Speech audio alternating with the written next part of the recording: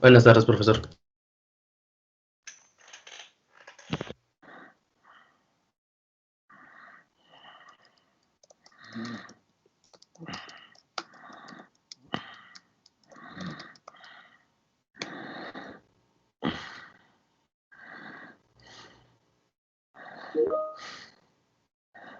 ¿Alguna duda de la clase anterior?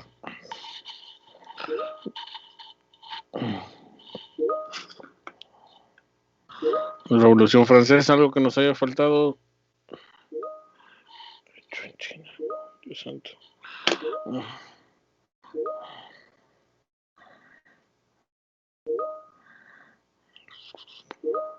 Que no. Muy bien, ¿con qué vamos a empezar hoy?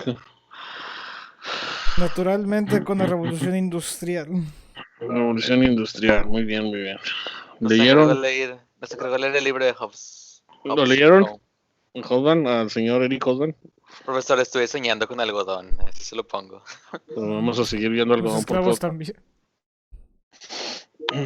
Dios santo. ¿Es el oro blanco?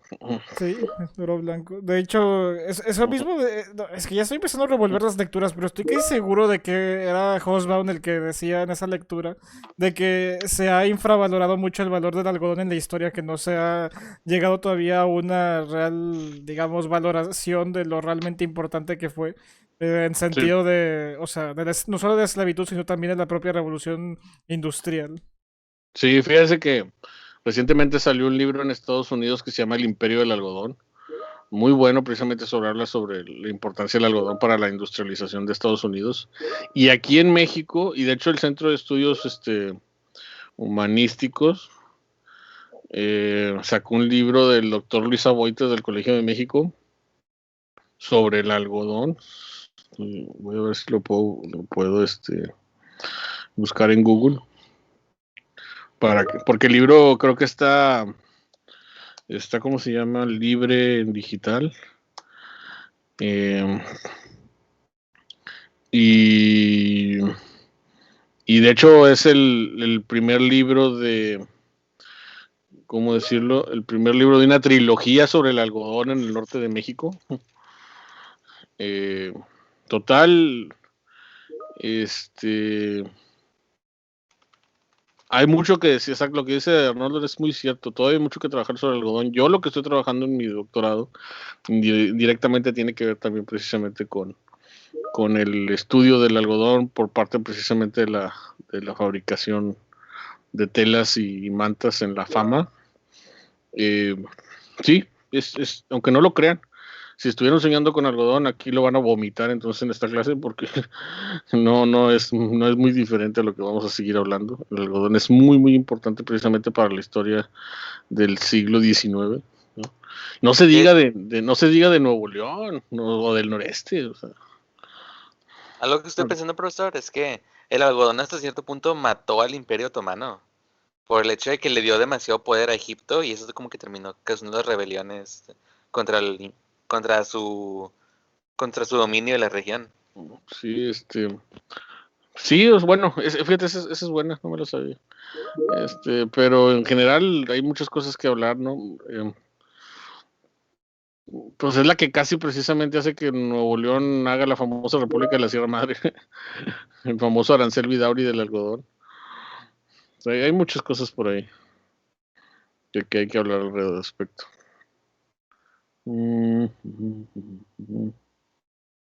Y bueno, ¿qué leyeron por ahí? A ver, díganme antes de empezar, no sé si algo que les haya llamado la atención.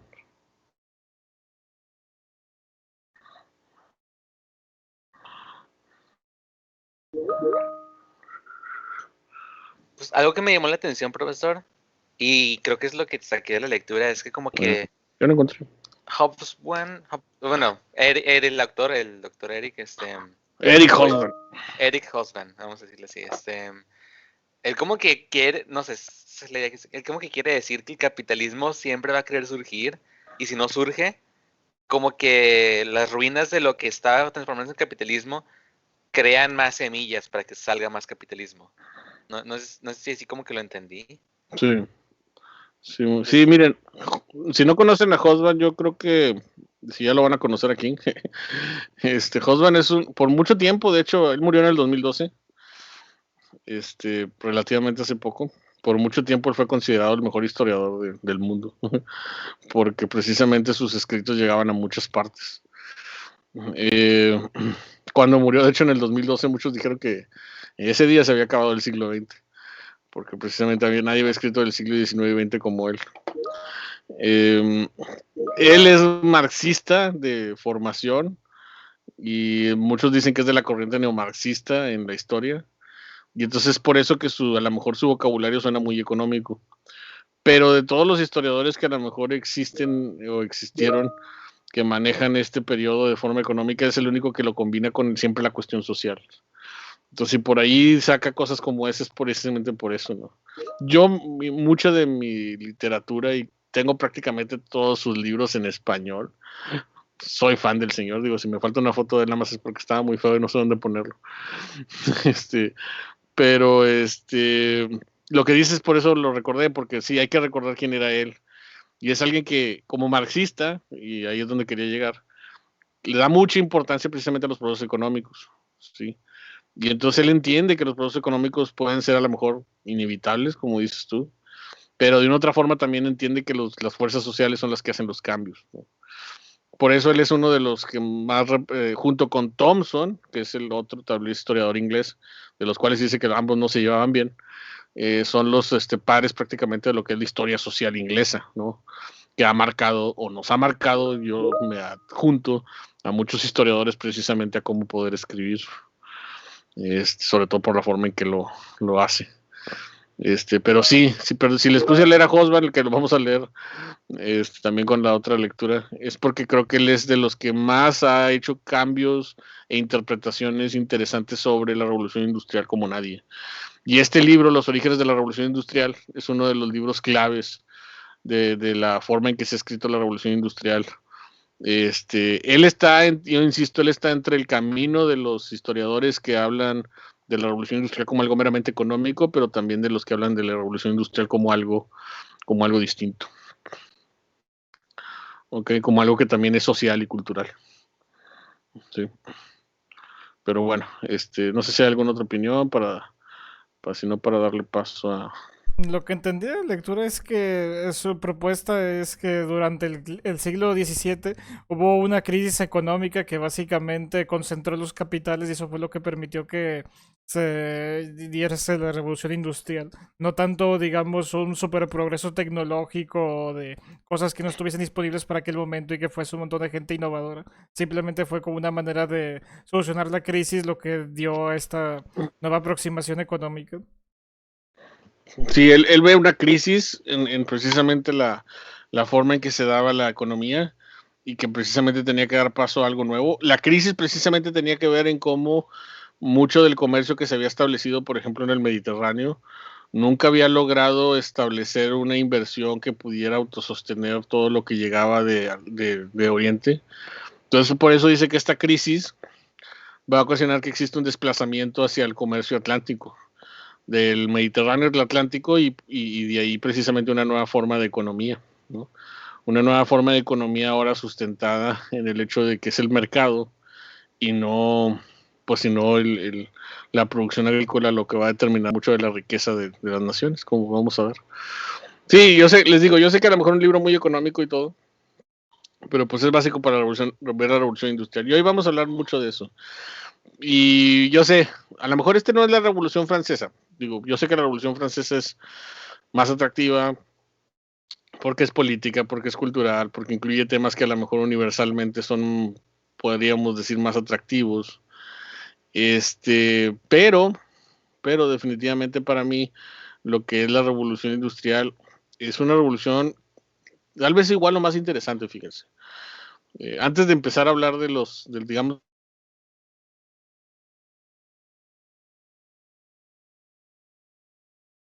tanto que es mi tema de investigación. O sea, tanto me gustó la revolución industrial que cuando empecé a ver lo interesante que era estudiarla, dije, yo quiero estudiar esto.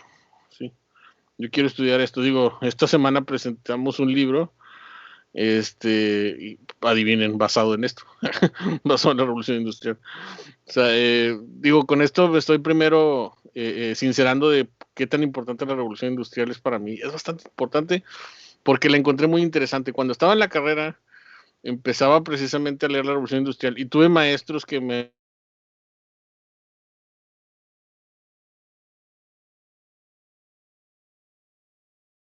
La revolución industrial y la entiendes, empiezas a ver las cosas que te rodean de una forma muy distinta, para bien y para mal. Sí, sí, sobre todo porque empiezas a ver los excesos a los que nos ha llevado, pero también los cambios que ha provocado, ¿no? Entonces, perdona a lo mejor por esta introducción medio cursi la revolución industrial, pero quiero compartirla porque quiero que también entiendan que si vemos bien este proceso, nos abre la luz para entender muchos otros. Sí.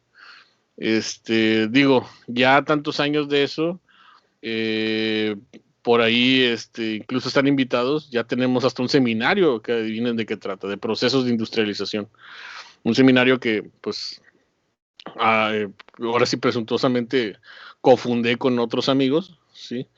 Y que ya tenemos muchos años, ya tenemos un producto, vamos por más.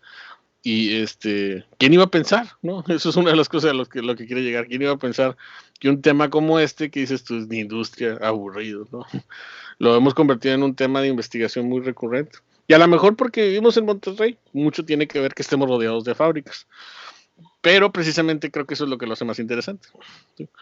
Yo siempre les digo, ¿por qué estudiamos revolución industrial? Y cuando estábamos en la escuela les digo, pues nada más volteen alrededor de la uni, está Ternium, o sea, vivimos en una ciudad industrial. Y definitivamente este tema, por encima de otros, ha hecho que muchos nos interese, ¿no? Entender precisamente cómo ha cambiado la sociedad regiomontana. ¿Sí? Ok.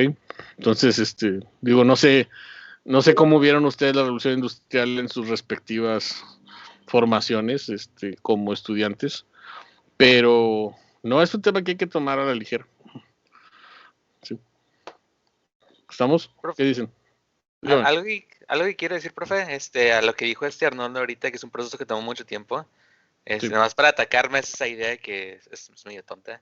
Este, la máquina, el aparato de la máquina de vapor lo inventó Arquímedes en la antigüedad. Y no por eso hubo una revolución industrial en el Imperio Romano. Entonces, ¿qué faltaba? Y creo que eso es lo que trata de atacar Hobsbawm en su libro. Sí. ¿Qué es lo que faltaba para que Sí, hubiera una revolución eso industrial? justamente es lo que dice, por ingenio y tecnología no fue, Sí. fue por cualquier cosa menos eso. Sí, porque Hobsbawm dice, y eso es una de las cosas bien interesantes cuando él analiza la revolución industrial, que fue más una cuestión de voluntad que de conocimiento. De hecho, una de las cosas que me llama la atención, no sé si lo dice Hobsbawm o alguien más, es que dice, nada tuvo que ver la ciencia en la revolución industrial. Sí, es curioso. No por lo menos en la primera fase, sí, que es digamos, la fase heroica de la revolución industrial, la fase del vapor.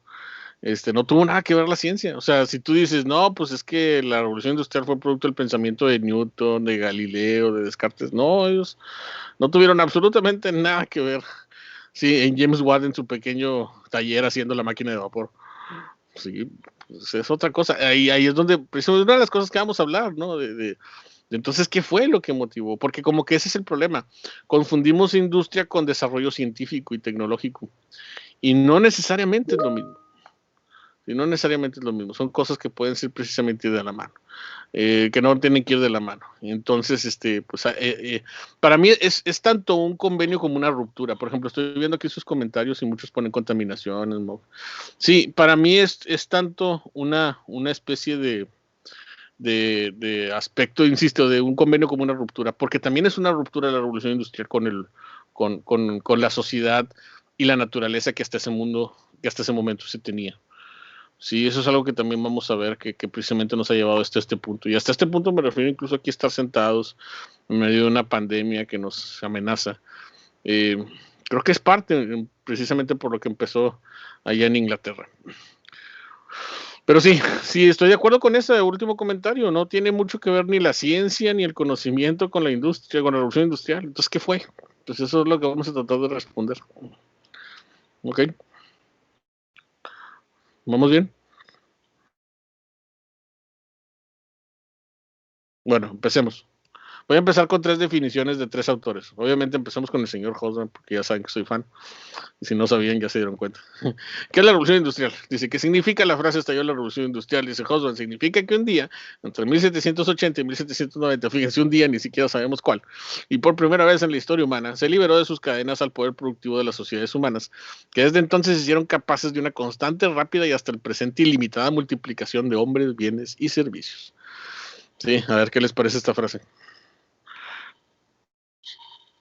Podríamos decir que es hasta lógica, o sea, en el sentido de que si lo vemos de una cierta forma, la sociedad es una parte de su desarrollo fue, digamos, producir más cosas para más gente.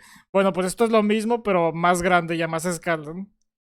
Fíjense, a mí lo que me llama la atención es cómo le dicen, ¿no? Liberó de sus cadenas.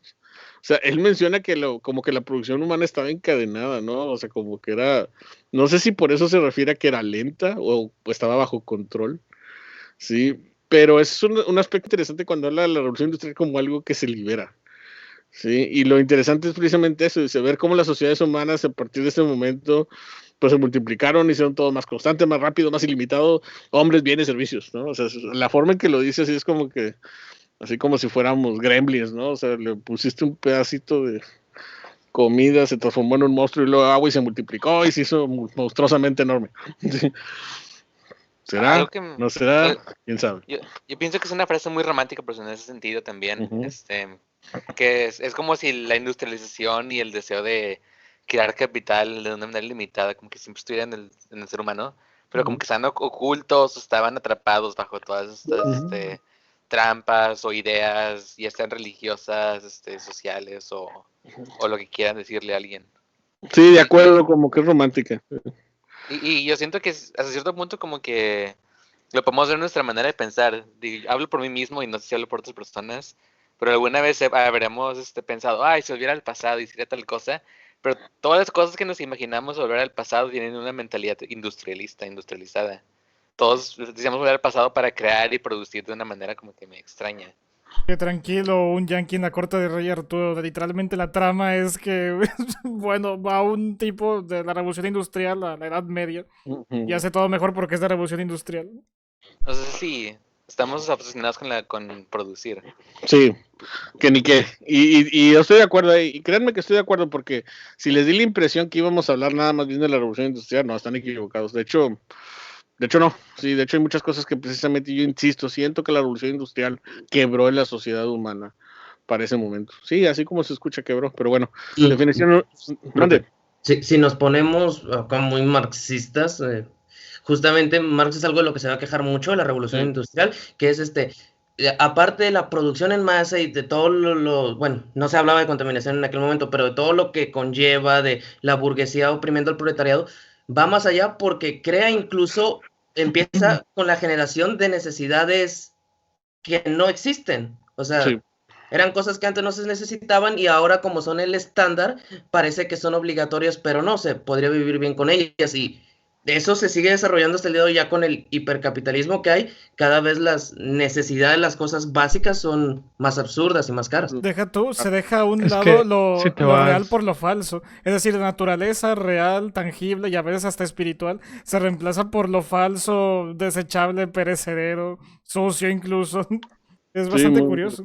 si muy de acuerdo. si te vas con eso, también algo que usted maestro nos mencionó hace en tercer semestre, sobre historia de Asia, ¿o cuándo? Bueno, no me acuerdo qué semestre fue, pero usted mencionaba que una de las razones que hizo que el colonialismo y las redes de comercio se distribuyeran muchísimo más y llegaran hasta Asia, no fue la curiosidad de los franceses o los ingleses, no, fue la industrialización buscando productos y también pues en África también llegan a robar, bueno, sí, robar productos porque las industrias y las fábricas lo necesitaban.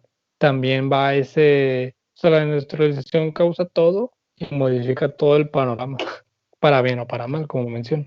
Sí, sí, sí, de acuerdo. De hecho, ahorita, por ejemplo, con los chavos que estamos en el cuarto que estamos viendo hacia, pues es lo que les estoy explicando en relación, por ejemplo, a las guerras del opio. O sea, no fue la curiosidad lo que llevó, bien lo dices, y sí lo dije en su momento a los ingleses y franceses allá, fue precisamente aumentar los modos de producción, ganar mercado, la revolución industrial.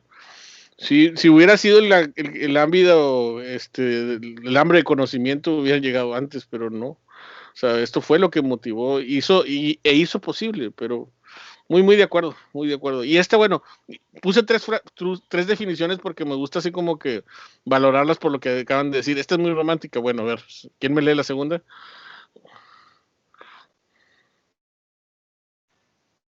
La revolución industrial vino a confirmar la ilusión de que la democracia occidental iba a inundar el mundo, aun cuando la consideramos desde el punto de vista del productor o del consumidor.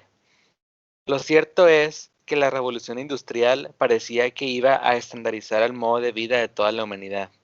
Ningún país en el mundo iba a rehusar la conquista de la naturaleza y de las distancias, y no aceptar los cambios necesarios que esto trae consigo en la vida social.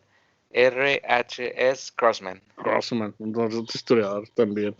A ver, a diferencia de la primera definición, ¿qué les parece esta? La madre, esto es como decir de que como Occidente fue el primero en adelantarse al hacer la producción en masa, ahora va a ser en masa su forma de pensar, por así decirlo. Es como que ellos tomaron, como Occidente tomó al principio la rienda de cuáles eran las reglas del juego. Bueno, pues ahora todo el mundo tendrá que jugar con las mismas y superindustrializarse, so pena de que no puedan continuar, por así decirlo. Sí, muy interesante, ¿no? Fíjense que esta definición, y coincido con Arnoldo, como que la primera Cosban es muy económico, y es que la producción se liberaría más. Aquí te pone la revolución industrial no tanto como una cuestión económica, sino como una idea, acompañado, obvio, de la cuestión económica. Pero dice, la gente que está adoptando la revolución industrial no está adoptando una máquina, está adoptando una forma de vida. Y eso me parece bien interesante la definición de Crossman, sobre todo por la forma en que lo dice, es una ilusión, ¿no? Que es lo que estaban diciendo ahorita en relación, por ejemplo, a las nuevas necesidades, son una ilusión de que creemos y que necesitamos cosas, ¿no? Sí, y a mí me parece bien así como que denso esto, porque entonces sí es una ilusión, pero ¿de dónde viene esa ilusión?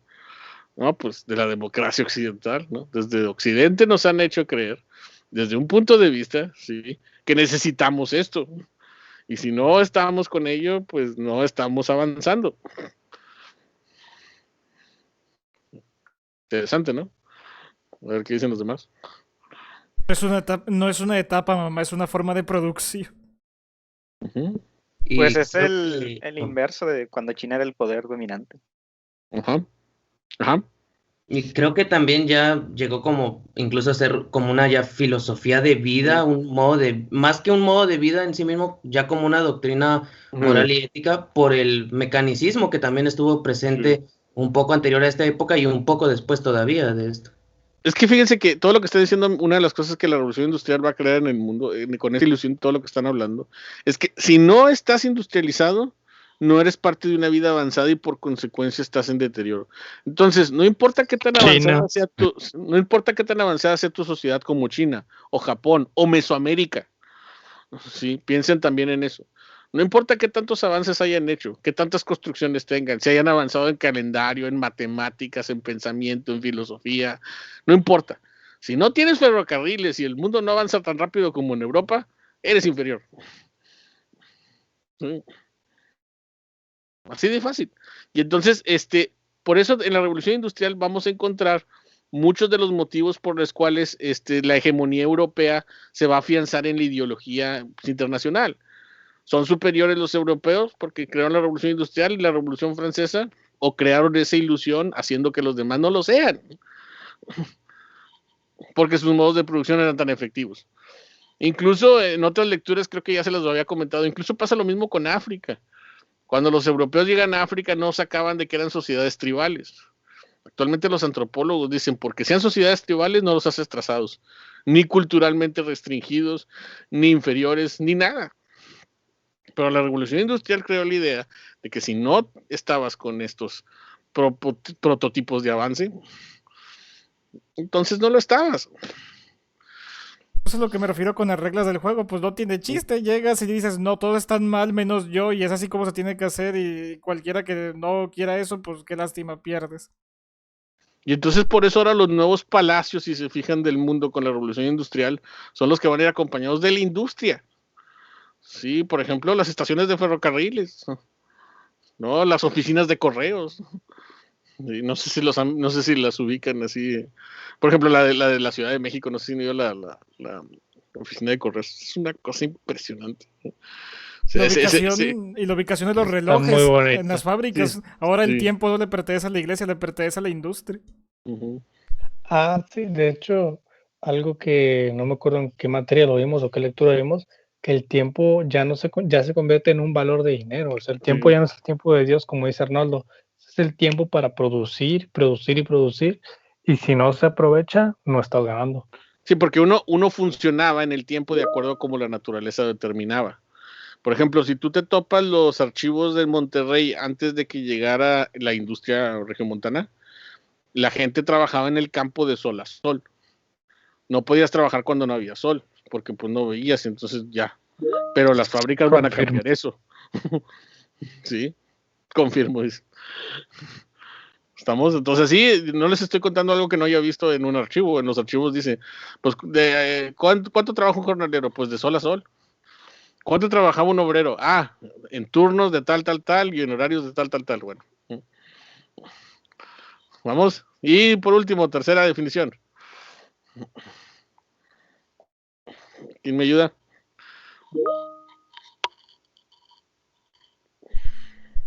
Yo lo leo si quiere. Por favor. El proceso de la industrialización contemporánea ha sido la palanca fundamental de la mayor transformación que ha experimentado la humanidad a lo largo de su historia. Ha contribuido a modificar profundamente las formas de vida de los hombres y por ello ha forjado nuevos modos de contemplar las relaciones de los mismos entre sí y con el mundo exterior, pero también, al tratarse de un fenómeno de cronología e intensidad distintas según regiones, países y áreas del globo, ha provocado situaciones lacerantes y ha agravado disparidades y desequilibrios. Giorgio Mori. Giorgio Mori, un historiador italiano que escribe sobre la Revolución Industrial. Muy bueno el libro, de hecho, se llama Revolución Industrial, de Giorgio Mori. A ver, ¿qué onda con la definición del señor Mori? Muy marxista, ¿no? Como que la realidad depende de qué cerca estás de la fábrica. Ahora, Sí, recuerden que Marx al existe por la principio es Revolución muy... Industrial, ¿eh? Bueno, perdón. Díganme.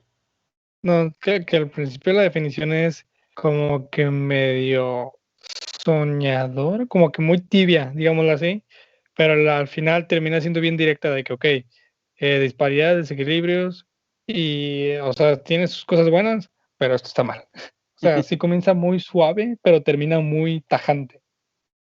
A ver, ¿qué dicen los demás? Oigan, no he visto les digo, cuando estoy así no veo las manos levantadas, por si hay manos levantadas. No hay. Ok, a Yo ver. pienso que esta cita, Arnoldo. Okay. A mí me parece una reflexión bastante interesante porque, o sea, no deniega lo bueno, pero tampoco está ocultando lo malo. Ok. Agregando lo que dice Arnoldo en eso último, de hecho deja mucho en cara lo malo, los siervos o los campesinos que aquí ya están explotados desde antes. No, hombre, el anterior era un paraíso comparado a lo que les va a hacer la revolución industrial. Hay una razón por la que existen leyes que prohíben el trabajo infantil. Ok. Fíjense, a mí lo que me gusta de esta definición es que a diferencia de las anteriores, entiende que la revolución industrial no puede ser igual. Esta parte donde dice, debe tratarse como un fenómeno de cronología e intensidades distintas según regiones y países, creo que es una reflexión muy interesante porque como que al principio se tomaba la revolución industrial como algo que pasó en Inglaterra y que el resto de los países debía simple y sencillamente multiplicar o como replicar, ¿no? Que eso es lo que estábamos hablando ahorita, ¿se acuerdan de copiar modelos y demás en la otra clase? Entonces uno dice, no, pasa en Inglaterra, ok, yo hago lo mismo. Y va a funcionar y tiene que funcionar exactamente igual. Pero Giorgio Mori se da cuenta que no fue así, que en algunos casos incluso fracasó, en algunos casos no se pudo y en algunos casos hasta fue más efectiva que en Inglaterra. Sí, no sé si también nos damos una idea de esto. Esta es una de las definiciones que más me gusta porque sí, entiende lo importante que es para la vida humana y en general, pero también entiende que no puede presentarse igual en la historia a lo largo del tiempo de formas similares. Y digo que esto es interesante porque creo que sigue siendo el gran problema. Y por lo mismo de que no se presenta igual, termina de una forma muy interesante. Por lo mismo, entonces provoca disparidades y desequilibrios. Y sí o no, actualmente uno de los grandes problemas por los cuales hay una diferencia social y humana tan marcada es producto de la revolución industrial. Si algo en el mundo ha marcado desequilibrios ¿sí? Escasez de recursos para algunos y acaparamiento de recursos para otros, es la revolución industrial. Si algo precisamente trata a la gente actualmente de formas diferentes, es la revolución industrial. Y eso es precisamente porque no se ha podido presentar igual en todos los países, de todas las formas y de todas las situaciones en las que queramos verlo. ¿Sí? En Inglaterra fue exitoso. ¿Qué nos hace pensar que tenía que ser exitoso en México? Sí, ¿qué nos hace pensar que nada más en Inglaterra iba a ser exitoso? Como por ejemplo Japón lo hizo también en el Meiji. Entonces Sí, de ahí es donde viene la tendencia esa de pensar de que si en un país funcionó esto, en el mío tiene que funcionar de a fuerza, aunque no sea igual, ni sea el mismo contexto, ¿no? Sí, por ejemplo, no sé si ya hablando, por ejemplo, el caso mexicano, ustedes saben qué fue lo que pasó con el primer ferrocarril que llegó a México. Pues ni siquiera funcionaba. ¿Y cuánto tardó el ferrocarril en realmente implementarse si no fue hasta el Porfiriato? Y eso es precisamente porque él se impuso ante las voluntades regionales para llevarlo de un lado a otro. Pero al principio que creo que llegó con Santa Ana, el punto es que llegara de Veracruz a México, creo que se detuvo en el camino, se rompió y ahí se quedó hasta Lerdo de Tejada, creo. O sea, no funcionaba, ¿sí? Y no funcionaba porque precisamente las condiciones eran otras. Y nada más porque queríamos tener un ferrocarril y lo hicimos de llegar a Veracruz. Pero ¿era realmente necesario? ¿O nada más queríamos tener un ferrocarril porque el resto del mundo tenía un ferrocarril? Sí. Y así lo vamos a llevar entre muchas otras cosas. Y así vamos a ver que en muchas otras situaciones la industria solamente aparece porque parece que tiene que aparecer. De hecho, y porque parece que es un estándar de economía. maestro, de hecho, Sí. estaba leyendo algo interesante que hablaba sobre la educación más que nada, aprovechando aquí la clase que tenemos con la maestra Juanita, Muy y bien. decía algo muy importante que decía, con la llegada de la revolución industrial, bla, bla, bla, surgen dos cosas. Aparte de la explotación infantil, sucede que cuando los padres tenían que estar en la industria, pues, que duraban su tiempo, pues una forma también de ocupar a los niños era, aparte de trabajar, como digo, pues en las escuelas. Surgen las escuelas, se pueden hacer, o una escuela para obra puede hacer que los niños estén ocupados y pueden estar haciendo otra cosa, incluso aprendiendo lo que se necesita para poder trabajar en las obras o en las industrias. No, sí, definitivo. De hecho, esa es una de mis tesis o hipótesis en relación a por qué la educación en Monterrey, por ejemplo, se empezó a implementar de una forma tan temprana. Porque la educación funcionaba como una forma de adiestrar a los alumnos a un futuro en una educación industrializada. Y fíjense, una cosa que yo me topé, y sobre todo porque he escuchado muy pocas voces femeninas el día de hoy, y quiero que también me den su opinión las mujeres de esta clase, es que, por ejemplo, muchas niñas empezaban a ser incluidas en las clases. Sí, en las clases precisamente de finales del siglo XIX. Dicen, ¿cómo que incluidas? Pues sí, no estaban incluidas. A las niñas no se les mandaba a la escuela. A una niña no se la mandaba a la escuela porque se decía que no tenía sentido. Dice, porque su destino es que se case y que se transforme en una mujer de hogar y ya. Al alcalde y al gobernador, que empezaban precisamente a ver la educación como algo en lo que te tienes que adherir para el futuro de una ciudad industrializada como lo era Monterrey, no les pareció, ¿sí?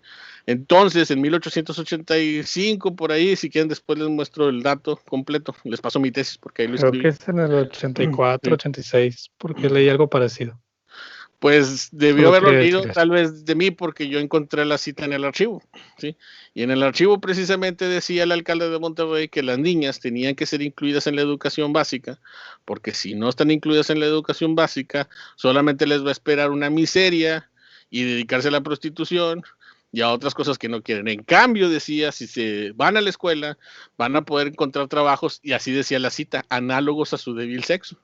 El siglo XIX, al fin y al cabo, que es en curaduría, relojería, textiles, no sé si me explico, o sea, empieza a ver a través de la educación una inclusión general de niños y niñas, precisamente para que empiecen a funcionar en la industria. Entonces, no sé si se fijan cómo la industria también empieza a generar esta idea de que todos somos parte del proceso, todos, y no puede haber gente excluida. A las niñas que no iban a clase, sí, multaban a los padres con $1 diario, que $1 diario era demasiado, porque $1 era lo que ganaba prácticamente un obrero al día.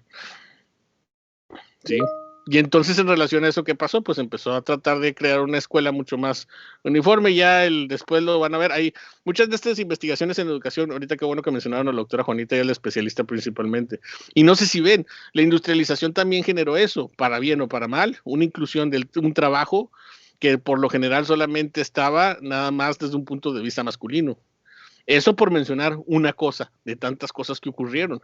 Pero no sé si nos damos cuenta que esa es una de las cosas que va a ir cambiando precisamente con la revolución industrial. Una transformación en la vida social también como no se tenía, en las formas de vida tradicionales como se pensaban. La familia ahora toda trabajaba en la fábrica, mujeres, hombres y niños, ¿sí? Y eso no precisamente era algo bueno. ¿Vamos? Ahora sí.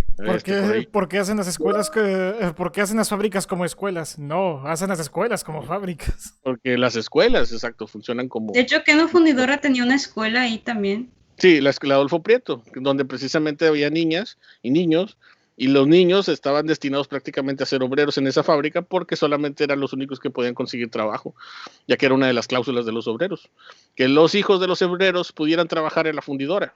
Mientras tanto, las niñas trabajaban en algunos otros oficios dentro de la misma empresa, como eran secretarias y otros también labores que se podían dar ahí mismo.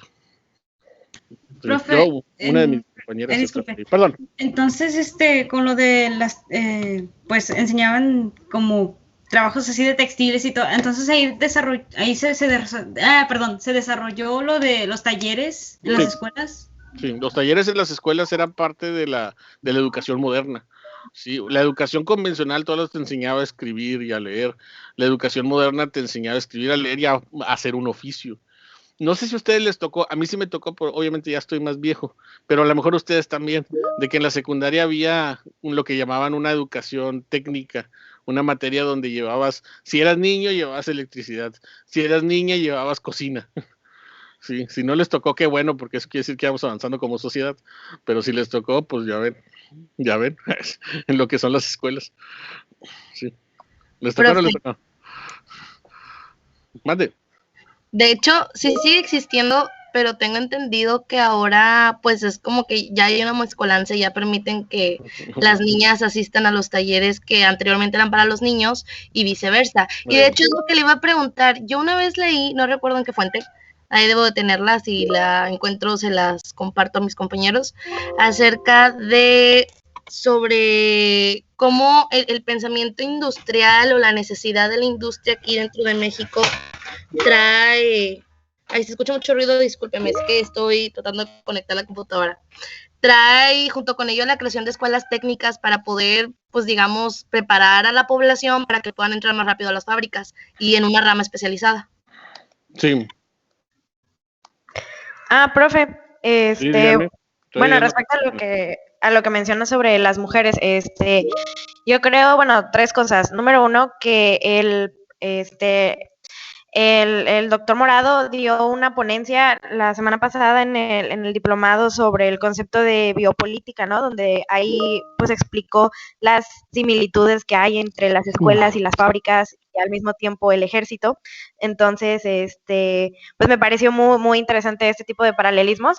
Pero aparte, o sea, lo que menciona sobre las mujeres, si bien se les empezó a considerar como necesarias para la producción y que era importante que supieran leer y escribir para anotar números, el trabajo de ellas no se consideraba igual de valioso que el de los hombres, porque pues como todos sabemos se pagaba mucho menos a una mujer que a lo que trabajaba un hombre por el mismo número de horas, y yo no creo que sea hasta después de la Segunda Guerra Mundial que la mujer se incorpora como tal a la fuerza laboral, y es precisamente por esta ausencia de hombres, pero antes hay muchísimos casos de mujeres que fueron, que presentaron demandas como colectivos debido a que no se les pagaba lo que era, no se les consideraban la importancia de las condiciones laborales. Está el caso de las chicas del radio, que fueron las que se dedicaban a pintar los relojes con radio, y sufrieron múltiples envenenamientos por eso y pues se quejaron, pero entonces, o sea, en respecto a lo que menciona, yo no creo que sea hasta después de la Segunda Guerra Mundial que el trabajo de la mujer se considera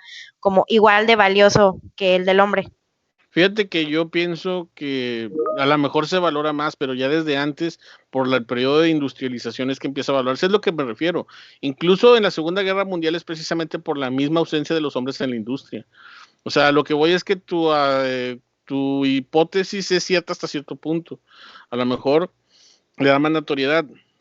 Pero es lo que estoy tratando de explicar. Ya creo que desde que la revolución industrial empezó precisamente a tratar de incluir en la fuerza laboral hombres y mujeres, es que las mujeres empezaron también a tener otra, digamos, capacidad social. Por ejemplo, aquí en Monterrey, fíjate, la cita que te estoy diciendo, de hecho por ahí les dejé un artículo de un fulano que a lo mejor conocen, que precisamente menciona que desde finales del siglo XIX.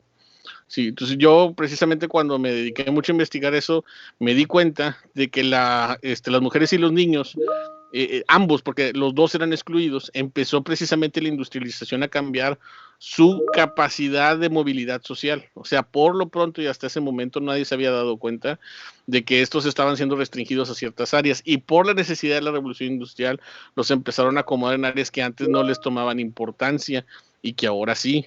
Es cierto, a lo mejor política y socialmente es después de la Segunda Guerra Mundial, pero tiene sus antecedentes con la misma industrialización. Yo pienso eso. Por ahí está la mano levantada de una compañera que la tienes de hace rato, Janine. Y sí, hay que darle la palabra. Ay, disculpe, no la bajé. Entonces, no sé si me explico. Entonces, no sé si ya nos damos cuenta qué tan importante es la revolución industrial. La revolución industrial va a cambiar incluso en gran parte la condición social de hombres y mujeres como no se había prestado.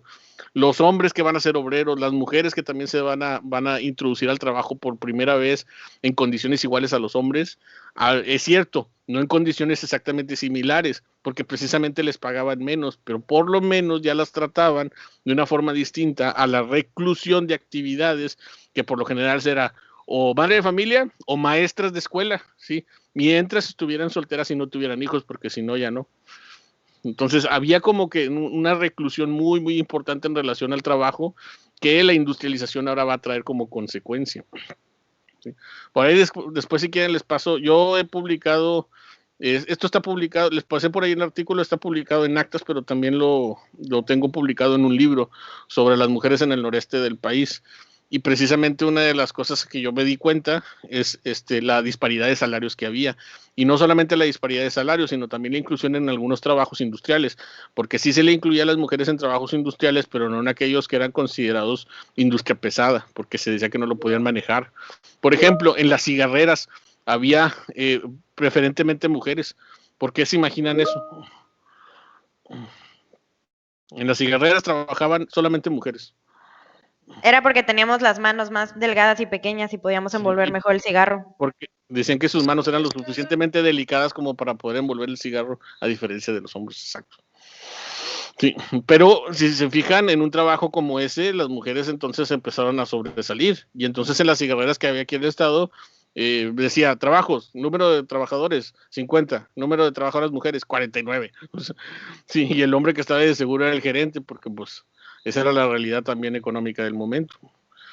Y lo mismo pasaba con la industria textil y con la industria también de otras características en ese sentido. Y por ahí hay estadísticas, y las estadísticas, pongo yo en el artículo de estadísticas, datos, en este caso sobre todo de ¿cómo se llama?, de salarios, ¿sí?, y sectores de población, ¿no? Pero en fin, son cosas que la revolución industrial nos también contrajo. Fíjense, es algo que no quiero convertir en polémica, pero creo que es interesante. O sea, hombres y mujeres, por igual, porque también no quisiera dividirlo en género, empezaron precisamente a participar más en los movimientos sociales, producto de la revolución industrial, que tal vez más que incluso la revolución francesa. ¿Por qué? Porque la revolución industrial le dio a hombres y mujeres, ¿sí?, y hasta posiblemente niños, algo que no tenían con anterioridad, ¿sí?, que era autonomía.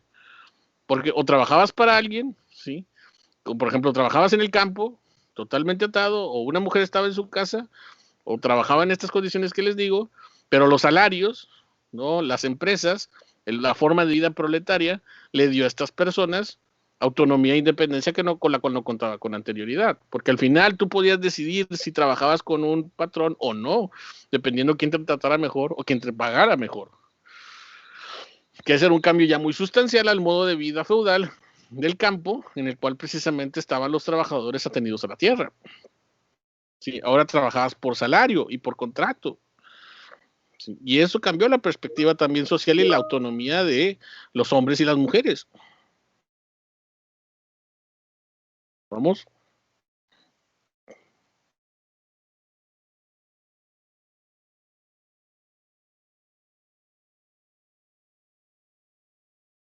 Ok.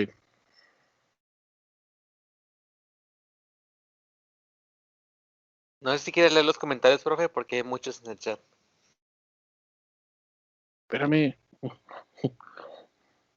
Me Perdón, haces tomar agua. profe. ¿Puedo tomar agua y luego leo los comentarios? ¿Cómo ves? No sé, profe, lo pensaré. ¿Es agua europea o no? No, digo si quieres, si no. Ya perdí mi agua por tu culpa.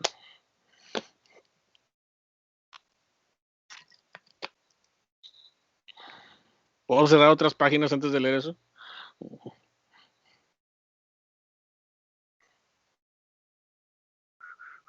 Sí, profe, sí puede, no se preocupe.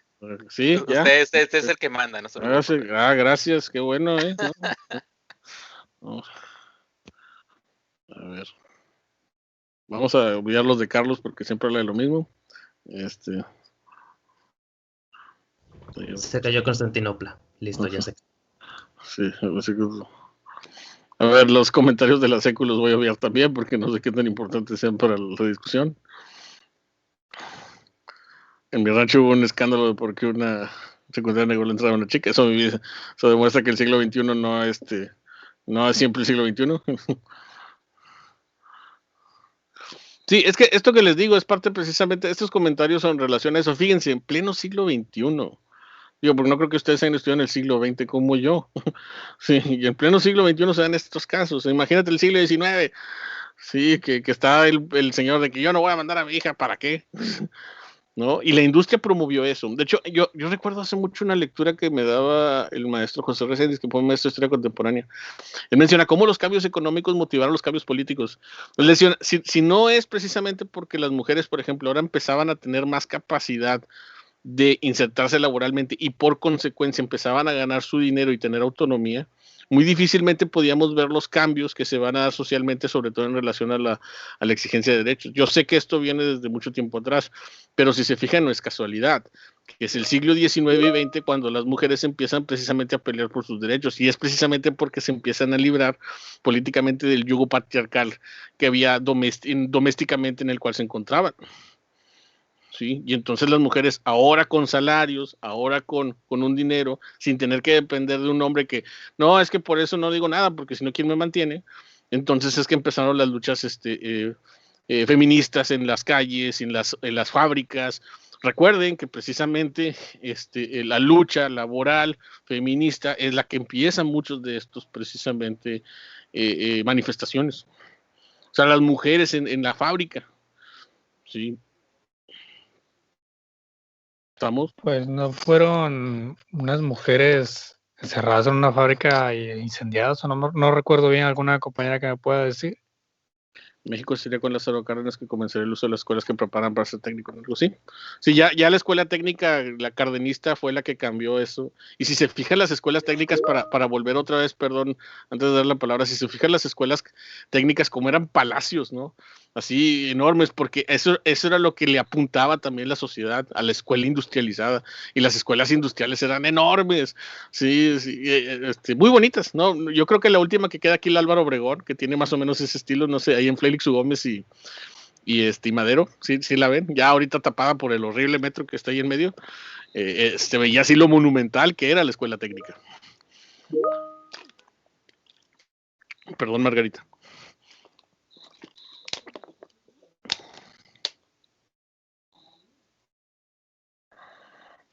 Porque creo que ibas a hablar.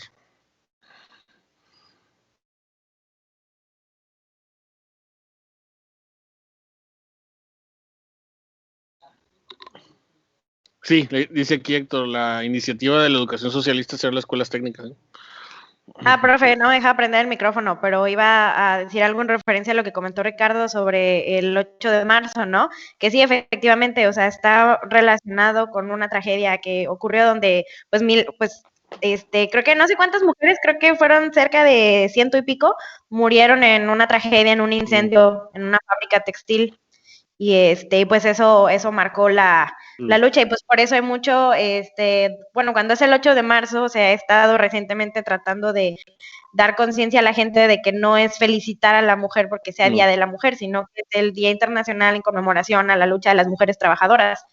Y también, o sea, porque pues salieron a la calle, sobre todo con el lema de pan y rosas, para protestar pues las míseras condiciones laborales y reivindicar el recorte de horario y todos los demás derechos. Y ya sería hasta, creo que 2 años después, que se les dio o sea, la ONU fue la que marcó ese día en conmemoración. Pero sí, o sea, la mayoría eran jóvenes que no pasaban de los 18 años, inmigrantes en condición de pobreza, y es una realidad que tristemente no acabó en ese momento. O sea, cuando fue el terremoto del 85, muchas de las pérdidas humanas que se dieron ese día fueron mujeres encerradas en fábricas textiles en malas condiciones, y fue en el 85 en México. O sea, no es como que haya sido tan antiguo, pero ya eso era todo lo que quería comentar. Ya, prosigan.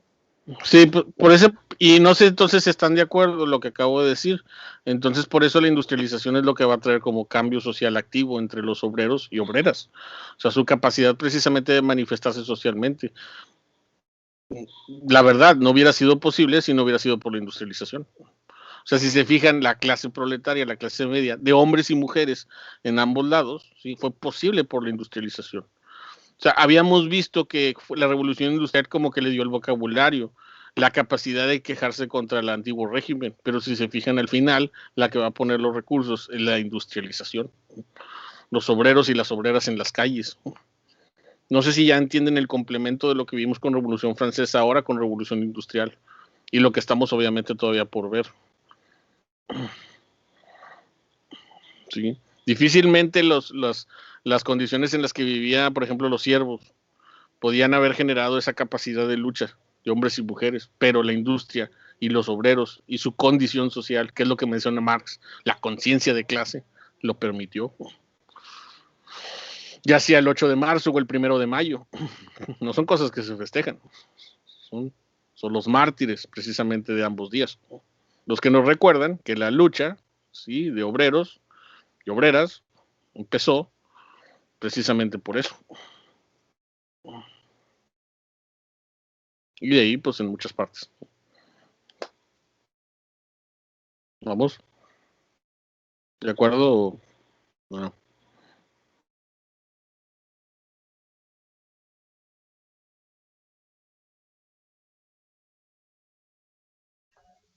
Sí, yo creo que sí, profe. Gracias. Sí, profe, ya veamos cómo ocurre la revolución industrial.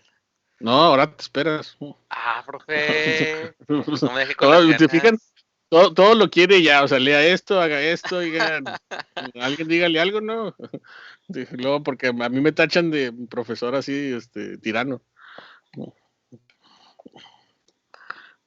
Es que es una revolución, profesor. Estamos tomando los medios de la educación. Una revolución, sí.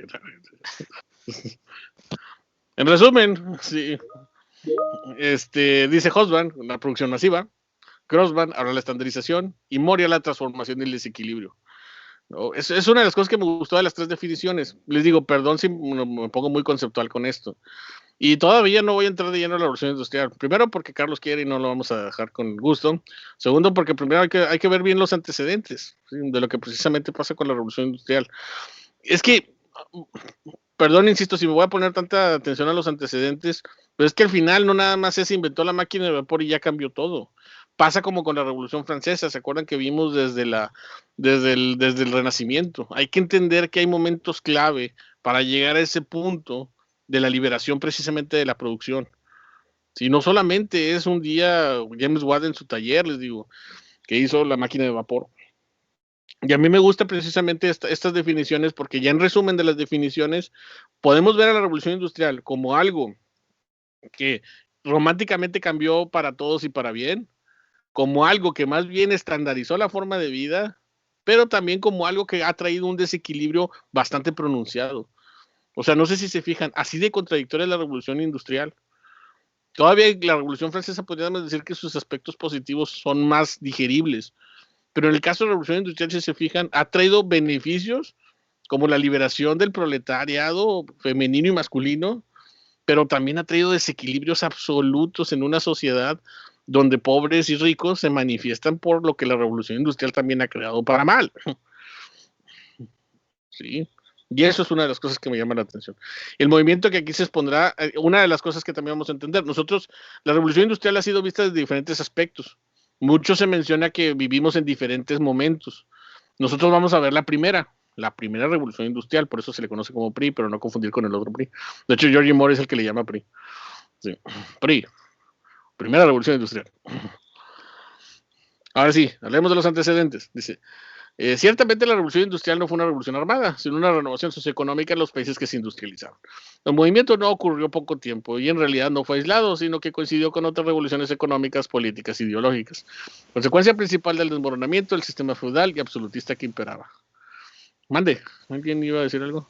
Sí, perdón, profe, es que creo que no nos está compartiendo pantalla. Bueno, también Mike tiene la mano levantada, Mike. Sí, díganme. Sí, es que pensé eso, que el profe estaba viendo aquí Teams. Pues de lo que dice, yo concibo un poco más a la revolución industrial, pues como otro protagonista de la historia, más que como un proceso, porque ciertamente lo veo más como un gris que como un blanco-negro, tiene tanto cosas positivas como cosas malas. Yo creo que ya decir si hizo más mal que bien o más bien que mal ya depende un poco de la concepción e ideología de cada uno. En general supongo que era como un proceso que tenía que ocurrir, que es inevitable en el progreso humano. ¿Tú crees que es inevitable? Poniéndome un poco determinista, siento que sí, creo que eventualmente tenía que pasar en algún lugar del mundo. Es que eso... Es que yo no sé qué tanto fuera inevitable. Ese pensamiento que tienes, perdón por interrumpir, pero justamente ese pensamiento que estás haciendo es un pensamiento que la propia revolución y el progreso occidental hace que lo consideres necesario. No sé cómo expresarlo, o sea, como ya se vive en ese contexto, entonces ya sientes que es verdaderamente necesario y lo asimilan a una idea de progreso. Acá poniéndome muy de la escuela de Sartre. No, y deja tú lo existencialista que pueda parecer. El problema es que si creemos que fue inevitable, entonces lo inevitable es que todos lo tengan que llevar. Y eso creo que ha sido el problema de esto. Yo ahorita que decía, ha traído cosas buenas, y dices tú, depende de la ideología, no. Yo no creo que traiga cosas buenas y malas, depende de cada quien. Creo que precisamente es un movimiento tan relevante que sus consecuencias se pueden medir en diferentes dimensiones, positivas y negativas, irremediablemente. Ahí sí inevitablemente. No creo que más bien tenga que ver una cuestión ideológica. Y digo, perdón también la corrección, pero es que en las dos cosas no coincido. Sí, primero no coincido porque un movimiento de esta envergadura inevitablemente iba a traer algo que a lo mejor podríamos considerar positivo, pero también negativo. Y lo inevitable de la revolución industrial está pensar que todos tenemos que adaptarnos a ella. Y por eso también puede ser cuestionable. Y por eso también entender la historia de la revolución industrial nos puede llevar precisamente a ese punto. ¿Va? Sí, esa es una de las cosas que quiero que se cuestionen, porque si nada más vamos a ver la revolución industrial, y eso es lo que creo que me interesa también de este curso, como un evento del mundo occidental épico, y por eso todos debemos inclinarnos ante ella, algo estamos haciendo mal como historiadores contemporáneos, que precisamente debemos cuestionar este tipo de apologías en torno a momentos del mundo moderno y contemporáneo. Con lo mismo hablamos de la Revolución Francesa. ¿Sí? Y con la revolución industrial pasa igual. Entonces, sí, debemos ser un poco más conscientes de ese aspecto. Pero bueno, ahí vamos. Digo, no hemos ni empezado. ¿Vamos bien? Sí, profe. Ok, entonces yo les decía, los antecedentes los vamos a ver en diferentes formas y niveles, ¿no? Ideológico, político, económico, de hecho, en ese sentido. Empezamos con lo político, sí, de hecho es lo que quería abarcar hoy y a lo mejor hasta aquí nos quedamos con esto. Supuestamente ustedes ya lo vieron, así que no vamos a batallar mucho. Y sobre todo porque para empezar por lo político tenemos que hablar de que yo creo que el principal antecedente de que la revolución industrial inglesa fuera posible fue la misma revolución inglesa, que precisamente lo va a hacer. ¿Sí? Así que, ¿qué pasó en la revolución inglesa? Pues esta empieza muchas cosas, a lo mejor ustedes me van a ayudar. Con Oliver Cromwell a mediados del siglo XVII y fue el primer intento de dar el poder político en Inglaterra a aquellos que tenían el poder económico. Terminando con la Revolución Gloriosa, donde se restauró el poder a la monarquía con la condición de que se aceptara la Declaración de los Derechos, la cual daba al Parlamento un poder supremo, una supremacía, por sobre la corona. ¿Qué pasa con la Revolución Inglesa? A ver, ¿qué recuerdan de la Revolución Inglesa? ¿Cómo fue? ¿De qué trató? Ocurrieron muchísimos abusos por parte del rey contra los derechos establecidos del Parlamento en materia de dictaminar leyes, especialmente impuestos. Y el Parlamento, no recuerdo, hubo una situación en la que el rey necesitaba la ayuda del Parlamento y el Parlamento le dijo no, y hubo guerra civil por eso, y el Parlamento ganó con Oliver Cromwell liderándolos, y él como que lideró una república, por así decirlo, creo. Sí. Y si mal no recuerdo, ellos ejecutaron al rey también por... Los volvió loco Cromwell. Sí. Y ejecutaron al rey también porque lo declararon culpable de traicionar a la nación. Lo cual es muy curioso porque en el medievo se considera que el rey era la nación. Entonces también separaron la idea de la nación de la idea del rey. Yo no el rey pretende una nación. Este periodo de Oliver Cromwell es el que pudiéramos decir es lo más cercano que los ingleses han tenido un periodo republicano. Hasta ahorita. ¿Sí? Así de intenso está el periodo de Cromwell. Pero como bien dicen y como bien precisamente lo estamos platicando, más allá de las causas o no, que tenía que ver con los impuestos, obviamente tenía que ver con eso. Este periodo precisamente de Lord Protector y de Oliver Cromwell y de la semirepública que fue la Cromwell y la Commonwealth, fue producto precisamente de la discusión de dónde realmente estaba el poder. Sí, dónde realmente estaba el poder. Los ingleses ya habían llegado a ese nivel en la discusión. Creo que eso fue lo interesante precisamente de este periodo. De hecho, aquí les digo, yo traigo una presentación que hice hace tiempo, no la voy a leer toda, pero por lo menos algunas partes que me parecen interesantes. En mayo de 1649 el Parlamento declaró Inglaterra República o Commonwealth. Cromwell controló con dureza la situación y el país recuperó la paz. La Cámara de los Comunes era depositaria del Poder Supremo y un Consejo de Estado de 41 miembros que ejercía el Poder Ejecutivo. El Instrument of Government, especie de constitución dictada por el ejército, nombró a Cromwell Lord Protector y verdadero jefe de la República. El nuevo sistema político de enfrentarse con serios problemas internos, la Irlanda católica y realista y la Escocia presbiteriana se opusieron a él. El Parlamento inglés se negó a aceptarlo. Ante estas situaciones, Cromwell disolvió el Parlamento en 1653. Bajo el protectorado de Cromwell, Inglaterra logró un importante desarrollo económico, favorecido por el Acta de Navegación en 1651, que adoptaba medidas económicas proteccionistas en lo político exterior. Se logró la paz con las Provincias Unidas, que confirmó Inglaterra como potencia naval, la victoria sobre España y la firma una alianza con la Francia Mazarino. Sí, este fue un periodo prácticamente relativo en relación al poder de este personaje, que creo que su problema también fue que generar una dinastía nueva.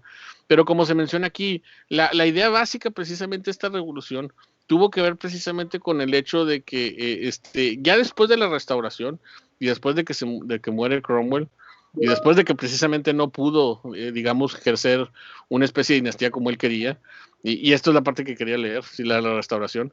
Carlos II, hijo de Carlos I, ocupó el trono en mayo de 1660. La monarquía, afectada por el proceso revolucionario, no recuperó el poder absoluto que había tenido.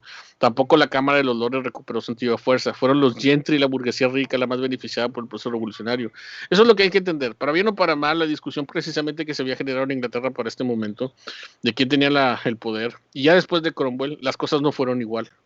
Una de las cosas que quiero que quede claro de la Revolución Inglesa es que no es la Revolución Francesa, porque precisamente esta no fue una revolución que vino desde abajo, pero sí una revolución que desde la burguesía inglesa le permitió tener ahora más beneficios de los que no había tenido con anterioridad. En ese sentido, por eso se critica tal vez que esta no sea una revolución en el mismo sentido de lo que vimos en Francia. Pero sí, por lo menos, vamos a ver que es una revolución que va a lograr un cambio en el poder, o por lo menos equilibrio, entre los nobles y los burgueses. Y ahí es donde está la importancia de esta revolución. Ahora, ¿para qué va a ser importante para lo que vamos a ver? Pues bueno, como lo menciono aquí, como las cosas ya no van a ser igual, y como la burguesía va a tener más poderes políticos de los que tenía en otro tiempo, con el paso del tiempo la burguesía cada vez va a tratar de fortalecerse y hacerse más fuerte. Y eso, como antecedente de la Revolución Industrial, va a ser muy importante. Dice aquí, Carlos II entró en el área de influencia francesa en 1670. Firmó un tratado secreto con Luis XIV, el Tratado de Dover, con cláusulas a favor del catolicismo, provocando la oposición de la opinión pública. Y en 1678 se hizo de la opinión pública supuesta conjura con el rey. El Parlamento votó la ley de habeas corpus en 1679 y una garantía frente a las detenciones arbitrarias. Así Carlos II restauró la dinastía de los Asturgo, después de un breve proceso ahí entre que si era un reino católico o volvía a ser anglicano, ¿sí? Viega Jacobo II sucedió a su hermano en el trono de Inglaterra y se enfrentó desde el primer momento a la opinión pública, y enfrentamiento que aumentó a raíz de su abierta defensa del catolicismo, su desprecio por el parlamento al que nunca convocó y su aproximación de Luis XIV. De esta manera se originó una nueva revolución, a la cual se va a conocer como la Revolución Gloriosa, con el Guillermo III, príncipe de Orange. Sí, a la lucha del pueblo de los ingleses contra su rey Jacobo II fue apoyada por el Estur de las Provincias Unidas, Guillermo III de Orange, gran enemigo de Luis XIV y yerno de Jacobo II, quien pretende suceder en el trono. Aunque protestante, Guillermo III fue apoyado por España y Austria, potencias católicas, como medio de oponerse a la hegemonía francesa. ¿Sí? En noviembre de 1688, Guillermo III desembarcó en Torbay, Inglaterra, con un pequeño ejército. En diciembre, Jacobo II huyó Francia y Guillermo III fue proclamado rey de Inglaterra. Su victoria supuso al mismo tiempo la aniquilación del absolutismo de los Estuardo y el triunfo del parlamento y el pueblo inglés. Si se fijan, esta revolución va a traer como consecuencia esto. Primero, terminar con el absolutismo en Inglaterra mucho antes de que terminara el absolutismo en Francia. Y creo que eso fue lo interesante. Porque ya cuando estamos hablando de que esta revolución le va a dar poder al parlamento, estamos hablando que la figura del rey y su corte como absolutos va a desaparecer. Sí, eso también por una parte, aunque también por otra parte se decía que también lo que no se quería era obviamente un príncipe o un rey católico por la conexión que podía haber con el Vaticano. Entonces ahí creo que está lo importante. En febrero de 1689 el rey firmó The Bill of Rights, una declaración de los derechos de recopilación de todos los derechos exigidos por el Parlamento durante el siglo XVII y que se va a convertir de hecho en la influencia de muchas declaraciones posteriores. Aquí tenemos la declaración leyéndola por Guillermo III, y pues se da esta última revolución que transformó la monarquía constitucional, estableció el principio político de que el poder no procede del derecho divino, sino del pueblo, que lo ejerce a través de sus representantes legales. Muy interesante, y aquí le dejo, digo, porque si no vamos a seguir leyendo. ¿Por qué entonces la revolución en Inglaterra, a pesar de que fue un siglo prácticamente antes, ¿sí?, no fue tan importante como o tan relevante como la Revolución Inglesa, como la Revolución Francesa? A pesar de que perseguía, digamos, situaciones similares, como era precisamente el poder del pueblo, que en este caso terminó en el poder del Parlamento, y terminar con el absolutismo. Sí, a ver, pregunto. ¿Por qué esta revolución a pesar de que fue, fíjense, un siglo antes, ¿sí?, ¿por qué no fue tan relevante precisamente como la Revolución Francesa? Porque devolvieron al rey. A ver, muy bien. Trasladaron el poder del monarca al parlamento, o sea, los nobles, a la aristocracia. Muy bien. Porque Cromwell, como quiera, quiso ponerse su título hereditario a sus hijos de Lord Protector. Muy bien. No hubo alguna declaración de derechos humanos, o no tuvo pues el poder del pueblo, por más marxista que tengan, no tuvo el poder del pueblo, todo se siguió concentrando solo en parlamento y rey. Yo creo que aquí el problema fue ese, que esta fue una declaración, una guerra, que se resolvió y se logró gracias a que la burguesía y el parlamento pudieron, digamos, sobreponerse a la excesiva autoridad que tenía el rey. Pero de ahí a que se terminara con la monarquía, eso no ocurrió como se ocurrió en Francia. De ahí a que la burguesía realmente representara los intereses del resto del pueblo, tampoco pasó. No es que en Francia representara el tercer estado, si se acuerdan que lo habíamos visto, realmente la representación de toda la voluntad popular, pero por lo menos sí se involucraron de tal forma que las revueltas y el terror, ¿se acuerdan? El gran pánico y cómo las iglesias y los castillos fueron arrasados, demostraron que el poder popular ya no podía ser simple y sencillamente ser ignorado. ¿Sí? Aquí en este caso creo que por eso también esta revolución no pasó a ser una revolución con un sentido más ecuménico, o que fuera un modelo precisamente de otras revoluciones, porque al final fue un arreglo o reacomodo del poder entre aquellos que ya lo tenían. Y en cambio la Revolución Francesa, aunque en cierta forma también lo fue, la participación del poder popular, social, activo, campesinos y demás, fue mucho más evidente de lo que fue en esta. Esto lo digo para que se entienda por qué si esta revolución fue anterior y con principios tan similares de crear también una Carta de los Derechos, llámese en Francia se le llamó la Declaración de los Derechos del Hombre, y si también se le daba a buscar el poder al Parlamento por encima del rey, llámese como en la República, ¿por qué no terminó siendo tan importante? Bueno, por eso. Y para lo que nos importa, ¿por qué terminó siendo importante? Porque entonces la burguesía opacada por tanto tiempo, ¿sí? Aquella que precisamente ya habíamos visto desde el principio del semestre se empezaba a dar notada en toda Europa, ahora en Inglaterra, ya tenía capacidad de poder actuar, de poder llevar sus discusiones hacendarias al Parlamento. ¿A qué me refiero a hacendarias? Oye, pago de impuestos, libertad de tránsito y de comercio, etcétera, etcétera. Y gracias a ese poder político es que destrabamos, digamos, la primera situación que hace que la revolución industrial pueda ser posible en Inglaterra. Que la política va a estar acompañada de los intereses de la burguesía, mucho antes de lo que lo vamos a ver en otros países, ya sea de Europa o fuera de la misma. ¿Vamos? ¿Sí se entendió todo este relajo? Y perdón que haya sido tan rápido. Tengo una pregunta, profesor. Sí. Igual lo haremos más adelante, pero ¿cuál es el caso prusiano entonces? ¿Quién toma el poder ahí si no es la burguesía? En Prusia, los militares. Ok, gracias. Fácil. Sí, Bismarck y Guillermo I representando la autoridad militar. Pero bueno, eso ya es es otra situación. Y en el caso inglés es la burguesía, insisto, es la burguesía. Es una burguesía que incluso tuvo el suficiente autoridad como para mezclarse con la nobleza, llegar a estos acuerdos y precisamente poner a Inglaterra en otro nivel. Yo creo que, no sé si por ahí ustedes les recomendé, lo hago con mis grupos de primer semestre, la película del cadáver de la novia, creo que sí se los dije, de cómo precisamente la burguesía y la nobleza hacían contratos de matrimonio para poder la nobleza heredar su alcurnia y la burguesía el dinero y poder precisamente pues llevarla a las generaciones del futuro. Eso fue lo que en esa película creo que es el mejor ejemplo de lo que pasa en la Inglaterra del siglo XVIII. Sí, la burguesía y la nobleza llegaron a acuerdos que en Francia la burguesía y la nobleza nunca lograron. Por lo que ya hablamos, por lo que ya no creo que tenga que mencionarles de nuevo, la Bastilla, Mirabeau gritando, vete de aquí, y al rey quitando la cabeza y bla, bla, bla. En cambio, en Inglaterra sí se logró, que obvio fue producto también de que le cortaron la cabeza a un rey, ¿no? Tampoco fue gratuito. Pero que nada fue igual después de Cromwell. Sí, a ver, ¿vamos bien? ¿Seguro? Quiero que esta parte quede claro, sí, porque es como les digo, si como dice Hobsbawm, que la revolución inglesa se liberó, entonces no sé si le ponemos cadenas a la revolución industrial y pensamos que es una persona, esta es la primera cadena que le quitamos, sí, la de la política, porque ¿cómo hubiera sido si se hubiera mantenido el poder de la nobleza? Piénsenlo. Pues como dice Hobsbawm en la lectura, el poder de la nobleza está atado a la tierra. En los países de Europa del Este, ¿Y qué tanto le hubiera importado a Inglaterra si la nobleza hubiera seguido, digamos, en el poder, ampliar el comercio y la producción y crear máquinas para que esto fuera posible?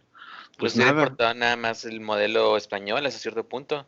Conseguir colonias que traigan productos escasos a la... Exacto. Inglaterra se hubiera convertido en lo que más odió, España. Sí. Sí, suena feo, ¿verdad? Me convertí en lo que más odié, dicen los ingleses. No, ahí estuvo el cambio. Sí, y eso que pones de España, sí, pues España es el buen mal ejemplo de esto. Sí, o sea, España nunca logró con todo el poder colonial realmente avanzar a otras circunstancias, pero como ya lo expliqué en algún momento, porque también su economía se sustentaba en eso. Pero determinar que también nada más fue esto es complicado, ¿no? Y creo que hubo otros factores que también nos faltan. Por ejemplo, ¿dónde lo dejé? Los ideológicos, que nos va a llevar mucho tiempo y se me hace que hasta aquí le dejamos, oigan, porque no me gustaría que viéramos los factores ideológicos tan rápido. Los factores ideológicos incluyen religión, sermones de la iglesia y la protestante, ideología económica y un tipo que es bien importante. Entonces, por eso les digo, mejor lo vemos en la próxima clase. ¿Quién es ese tipo? Adam Smith. ¿Y su libro? A ver cómo se llama el libro. La La riqueza riqueza de las de- naciones. El origen de la riqueza de las naciones. Ándale. Ese me lo dice Ricardo. Eso, ese libro y la ideología también va a ser bien interesante, pero les digo, cadena 1, la de la política, la del poder de la burguesía, va a ser muy relevante precisamente para que se desate al monstruo industrial. La segunda cadena va a ser la ideológica. Pero les digo, la vemos la próxima clase. Ya sé que faltan 10 minutos, pero luego siempre también se andan quejando de que me ando extendiendo, así que hoy les doy 10 minutos de chance.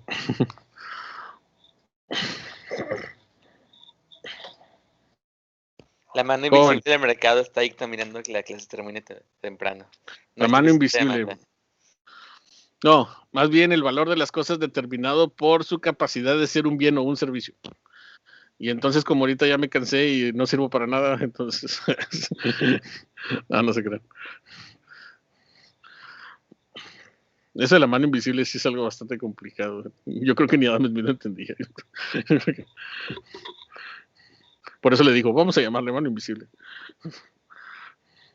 Es que la mano invisible podría considerarse como una amalgamación de todos los deseos e intereses de los seres humanos al mismo tiempo, ¿no? Es que el problema de Adam Smith, fíjense, yo me gustaban mucho mis clases de economía con mi profesor de historia contemporánea. Esto que dices es el problema. ¿Qué determina que el valor de las cosas sea real o no? Por eso no quiero que agotemos la discusión ahorita. Pero pues váyanse y llévense esto de tarea. Sí, y alguna vez a lo mejor también lo pensamos, no sé si con ustedes no lo he platicado, pero precisamente eso es lo que Adam Smith planteaba. Esto de la mano invisible que dices tú es eso, el deseo, ¿cómo lo dijiste? Vuelvo a repetir. La amalgamación de... Amalgamación. Bueno, esa palabra.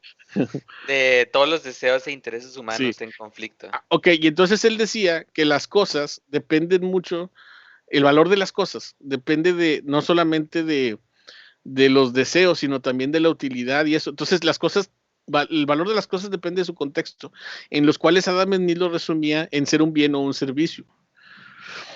Eso determinaba entonces que las cosas valieran de manera diferente. Por eso él decía que había una mano invisible. Porque, por ejemplo, si tú te vas a un desierto con un diamante y te vas con un bote de agua, ¿qué vale más?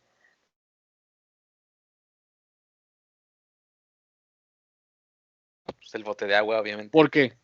El petróleo. ¿Por qué? Porque se necesita para vivir. Entonces, ¿por qué el diamante vale más en la ciudad? Porque el agua está mucho más... La mano invisible, ¿ya entendiste? La mano invisible. La mano es más complicado eso, pero ahí lo dejamos, ¿no?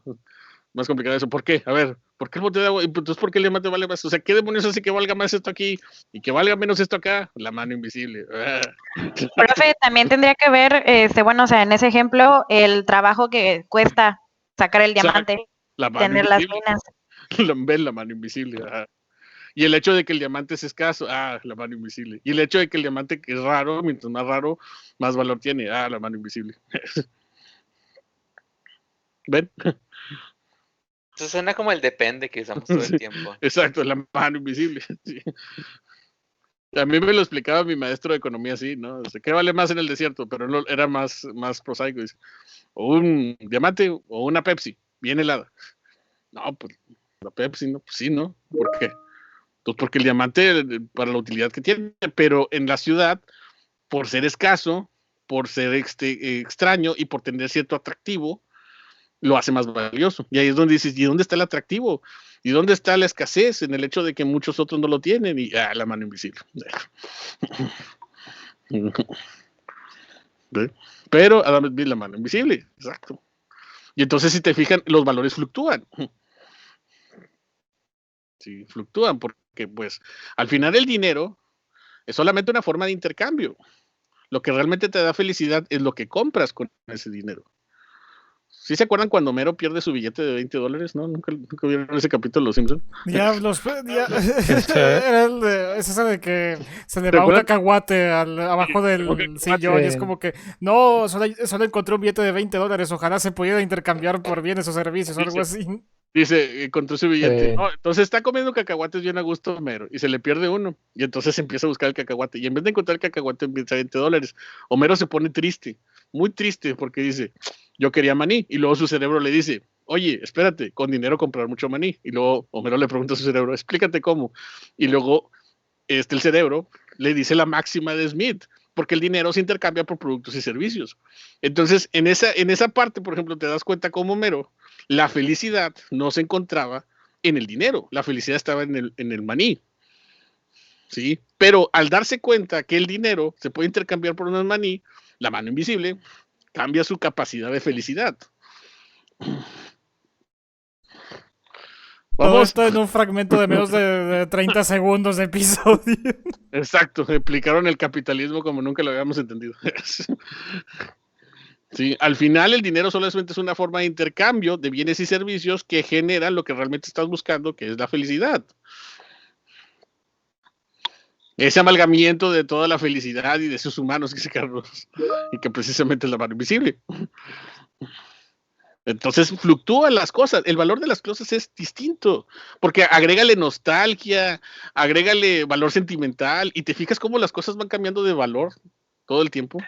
Y no hablemos del arte, bueno, el arte que se vende. Exacto, no hablemos del arte, exacto, también, y los valores y su fluctuación. Claro, todo eso va a ser reinado cuando llega Marx y dice, no, el valor de las cosas no está ni en eso, ni en lo otro, ni en la mano invisible.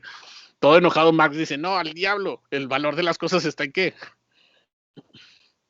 En el trabajo que se emplea. Clases de economía en 10 minutos, en 5. Eso fue lo que nos llevó. Destruyendo el curso de historia económica del profe Moy. Sí, ¿no? ¿Se acuerdan? Pero ¿estamos de acuerdo o no? Marx se enojó mucho con Adam Smith. ¿Qué es eso de que el valor de las cosas es...? No. El valor de las cosas depende del trabajo que empleas para hacer algo. Sí, porque allí es precisamente donde interviene el proletario y su capacidad para construir cosas y lo que le tienes que pagar. Y si no le pagas lo justo, hay una plusvalía en la cual precisamente el capitalista se queda, hay toda una precisamente injusticia, una revolución, y etcétera, etcétera. Y por eso la revolución industrial creó la izquierda. Sí. Iba a decir los chairos, pero suena muy feo. Miguel Ángel. Sí, profe, que es justamente pues esa parte que menciona en el manifiesto comunista, si no me equivoco, que es que el coste de, vaya, el dinero, lo que cuesta, cual sea el medio de intercambio, se tiene que dar a través de todos los que intervinieron en la manufactura del bien o producto. Pone el ejemplo de una silla, dice, tenemos que darle que equipar el valor del trabajo que cada uno hizo, del leñador que cortó el árbol, del carpintero que la talló, de quien forjó los tornillos para que fuera ensablada. Todo eso que dices, y por eso él quita todas las ideas abstractas que Adam Smith decía, es que los bienes, que el servicio, no. El valor está en el trabajo que se emplea. Punto.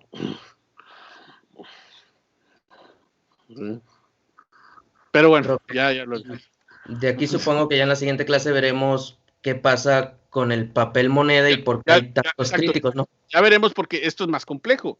Y la crítica de Marx también. El problema es que Adam Smith veía la economía como una pirámide. Y no solamente el valor de las cosas basadas en su bien y servicio, sino también en la competencia y en la calidad que esto pudiera ejercer y en la cual decía todos se veían beneficiados. Pero Marx decía que eso también era un problema porque él nunca vio al monopolio como un factor precisamente para terminar con la calidad y imponer un producto en base a una voluntad,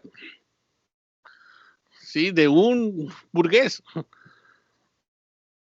¿sí? Y no en base a la calidad, como precisamente se tendría que suponer, en la cual todos precisamente ganábamos. Pero ya, tranquilos. O el que se debe tranquilizar soy yo, porque eso es lo que pasa cuando la economía. ¿Sí? La próxima clase lo vemos más tranquilo. Por eso les digo, ven cómo es algo más complejo. Ahora, ¿por qué todo era así importante para la revolución industrial? Porque si esas reglas básicas no quedaban claras, el valor de las cosas precisamente como Inglaterra las estaba manejando, difícilmente pudieran haberlos llevado a la riqueza que los llevó. Entender que el algodón, que hablábamos ahorita al inicio de la clase, era más valioso que el oro, solamente se podía entender bajo esos principios de los que decía de Smith. No es porque el algodón fuera más bonito, o menos pesado, sino porque era más un bien y un servicio de lo que el oro ya no representaba. ¿Sí?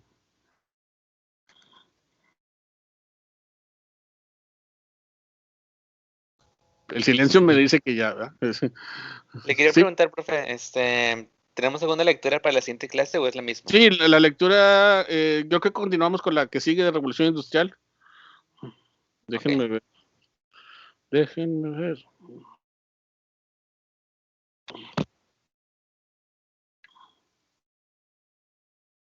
¿Dónde estamos? Acá.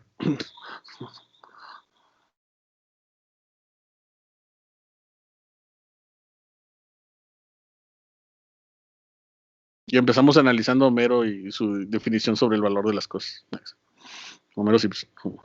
Le trae las semanas ver ese capítulo. Ver ese clip 20 veces. Vean, dura como 20 segundos, por ahí está en internet. Y yo con ese capítulo creo que Miguel Ángel a lo mejor se ha de acordar. Porque es el que tuve en primer semestre, que creo que alguna vez se los comenté a mis alumnos de primer semestre. Que les dije, miren, pues, como no todos van a sociología o historia, que es donde más vemos economía, entonces les explicaba así con ejemplos.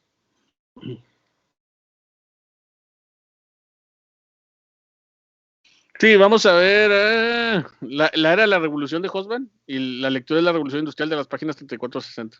Sigamos con Hobsbawm porque, pues, ya saben, pobres de ustedes que tienen que leer al profe y a Hobsbawm. La era de la revolución del Claro. Bueno, mínimo son poquitas páginas, ¿no? Sí, todo no, el libro. bien poquito, bien poquito. El otro libro no era tan grande, no, qué dramático son. Profe, me causó pesadillas. Bueno, también lo dejé para último momento, pero... No, pues como quieren. Ok, ya estamos entonces. Antes de que se me vayan todos. Sí. Sí, porque luego aquí estoy hablando y yo me prendo y yo les digo, quedó claro. Y luego la otra vez me di cuenta que ya la mitad del grupo estaba, entonces ya estaba hablando solo yo casi. Entonces, no, oiga, no se hace eso. Ya díganme, ya nos vamos, profe. Ya nos vamos. Ya. No me dejen aquí solo hablando.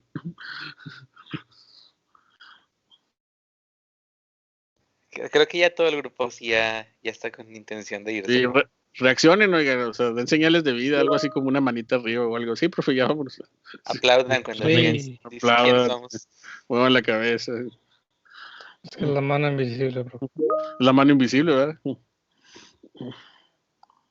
Todo entendido, profe. Muy bien. Entonces continuamos la próxima clase con nuestro pesar de ver la revolución industrial. Dale, vale. Ya está el video de Homero y los $20.